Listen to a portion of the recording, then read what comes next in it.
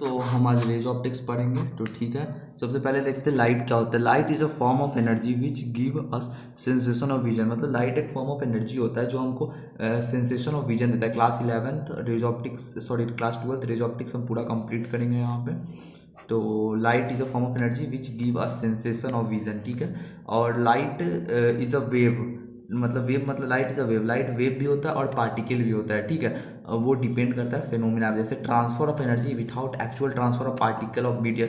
मतलब वेव कब कहलाएगा, जब पार्टिकल एनर्जी जो होगा बिना पार्टिकल के ट्रांसफर हो जाएगा, तो उस कंडीशन में लाइट को हम वेव नेचर क्लासीफाई कर लेंगे। Reflection and refraction of the is explain by the wave nature of light, ठीक है। रिफ्रैक्शन और रिफ्लेक्शन जो होता है वो वेव नेचर ऑफ लाइट से आपका एक्सप्लेन हो जाता है। Newton corpuscles theory is says that light is a particle. Newton corpuscles theory क्या कहता है, लाइट जो है आपका पार्टिकल है। लाइट सोच particle as well as wave nature depending on the phenomena, ठीक है।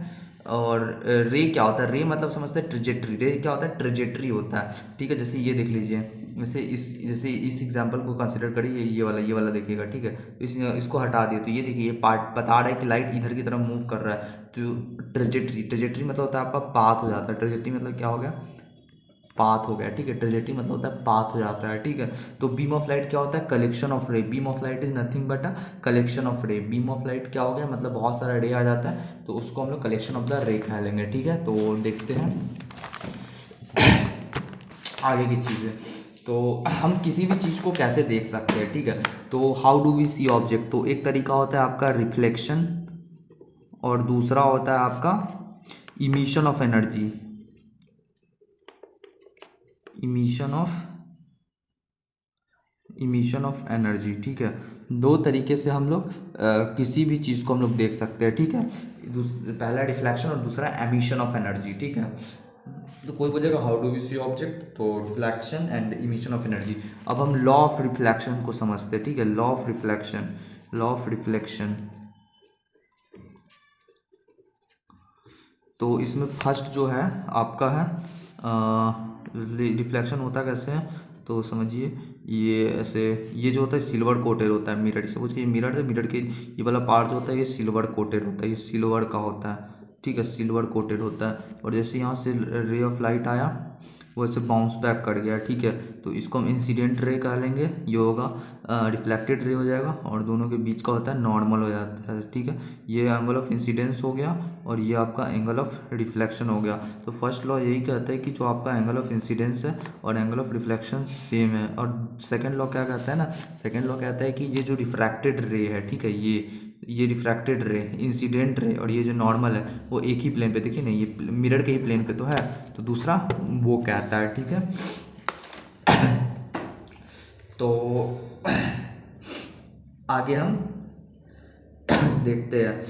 तो इतना हम शायद समझ चुके हैं कि what is law of reflection क्या होता है, और how do we see object, हम किसी भी चीज़ को कैसे देख सकते हैं, ठीक है।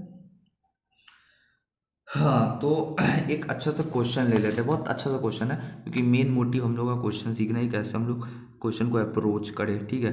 ये सपोज कीजिए ये अंदर में सिल्वर कोटेड है, कोई स्फेयर है, ठीक है। मतलब ये स्फेरिकल मिरर टाइप का है, मतलब फुल स्फेरिकल है, ठीक है। ऐसे करके कोई मिरर है, तो यहाँ से ये इसका कुछ एक्सेस है, ठीक है, कोऑर्डिनेट एक्सेस है, ठीक है। ये अब ये सेंटर है, ठीक है। ये सपोज कीजिए ये आपका कोऑर्डिनेट एक्सेस है, और ये सेंटर है 0,0, ठीक है। और यहाँ से लाइट रे आ रहा है, और वो क्या करता है ना कि light turn 120 degree after reflection. After mirror है तो रिफ्लेक्शन होगा, ठीक है, आफ्टर रिफ्लेक्शन, ठीक है।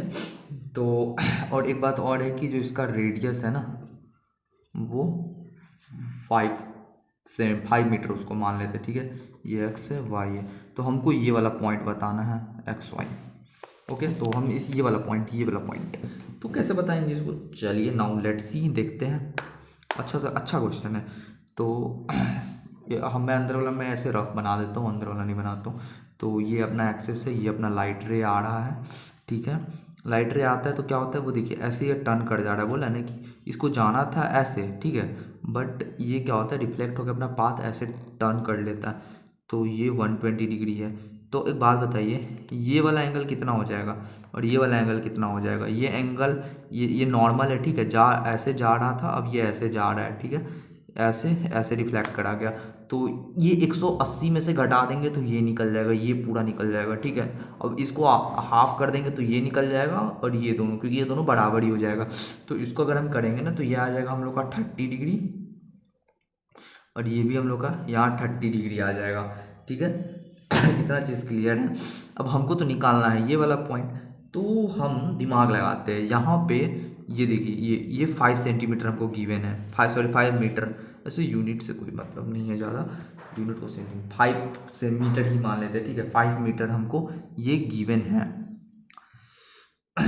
अब ध्यान से देखेंगे ना तो ये देखिए, ये नॉर्मल से ही शुरू हो रहा है, ठीक है, और ये देखेंगे ये दोनों लाइन आपस में पैरेलल है, सो हम ये कह सकते हैं कि ये भी आपका 30 डिग्री हो जाएगा, ठीक है, ये भी आपका 30 डिग्री हो जाएगा। तो अब यहाँ से एक और लाइन यहाँ से ले लीजिए, समझिए, ये वाला लाइन ले लीजिए, तो ये लाइन से हम क्या कह देंगे, ये भी आपका 30 डिग्री है, ठीक है। तो ये लाइन, ठीक है, ये हो जाएगा, ये वाला आपका बताएगा एक्स कोऑर्डिनेट और ये वाला बताएगा वाई कोऑर्डिनेट, और ये 30 डिग्री है, ठीक है।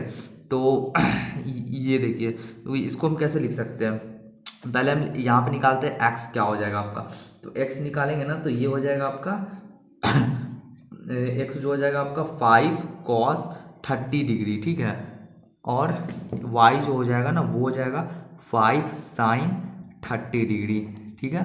तो एक्स वाई कोऑर्डिनेट मेरा निकल गया, काफ़ी अच्छा सा क्वेश्चन था। एक और बार सोचिएगा कैसे बनाया है, ये खुद से, इसमें टोटल मैथमेटिकल ज्योमेट्री ही लगा है मेरा, ठीक है, इसमें क्या लगा है, मैं टोटल मैथमेटिकल ज्योमेट्री ही लगा है। हम इसको कैसे मैथमेटिकल ज्योमेट्री को अप्लाई कर पा रहे हैं, पूरा खेल उसी का है। ये इसमें तो एक खेल है कि हमको पता होना चाहिए कि पूरा ये जो पूरा होता है ये 180 डिग्री होता है, फिर हमको पैरेलल एंगल कॉन्सेप्ट पता होना चाहिए कि ये वाला एंगल इसके बराबर होता है, ये वाला इसके बराबर होता है, ऐसे हमको पूरा पैरेलल एंगल का पता होना चाहिए, तब जाकर हम इस क्वेश्चन को सॉल्व कर पाएंगे, ठीक है। थोड़ा ट्रिग्नोमेट्री भी आना चाहिए। तो आगे देखते हैं हम लोग, तो एक और अच्छा टाइप का, पहले तो कॉन्सेप्ट समझ लेते हैं, ठीक है, उसके बाद हम क्वेश्चंस लेंगे।